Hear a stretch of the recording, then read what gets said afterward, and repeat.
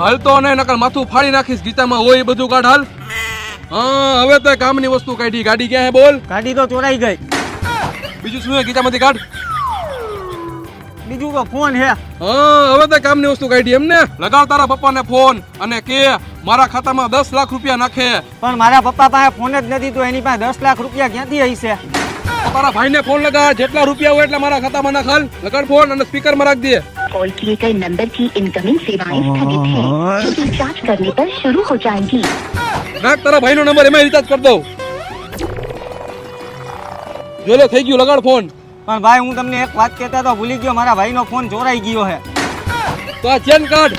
આ ચેન પિત્તળનો એના કોઈ 5 રૂપિયા નહીં આપે. પિતળિયા ચેન કરી હું કામ નીકળી જાવ ઘરની બહાર? આલે 100 રૂપિયા અને ઘર ભેગો થા. તું લુખો હોય ને તારો ભાઈ લુખો હે. પણ ભાઈ તમે આટલું બધું ફટાફટ રિચાર્જ કર્યું છે એમાંથી? વન ટચ રિચાર્જ એપ્લિકેશન માંથી. વન ટચ રિચાર્જ એપ્લિકેશન એમાંથી જ કેમ તમે રિચાર્જ કર્યું?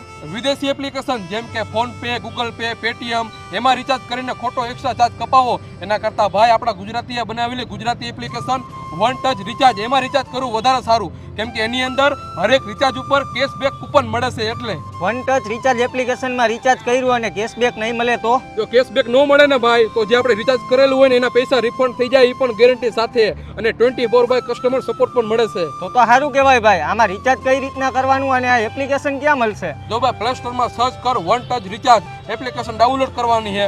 નામ નંબર નાખી રજીસ્ટ્રેશન કરવાનું છે. જેમ બીજી એપ્લિકેશનમાં રિચાર્જ કરી એમ સિમ્પલ રીતે આની અંદર રિચાર્જ કરવાનું છે. ઓકે ભાઈ, હવેથી હું વન ટચ રિચાર્જમાં જ રિચાર્જ કરીશ. અને ભાઈ આની અંદર ઘણી બધી પ્રકારના રિચાર્જ આપણે કરીએ કે જેમ કે FASTag recharge, light bill, loan repayment, આવું ઘણું બધું. અને ઘરે બેઠા ગમે એને પેમેન્ટ પણ કરીએ કે એમાં પણ કેશબેક કૂપન મળશે. વાહ ભાઈ વાહ. બીજી એપ્લિકેશનોમાં ખોટા ચાર્જ કપાવાય એના કરતા આ જ એપ્લિકેશનમાં હવેથી હું રિચાર્જ કરીશ. આમાં કેશબેક તો મળશે.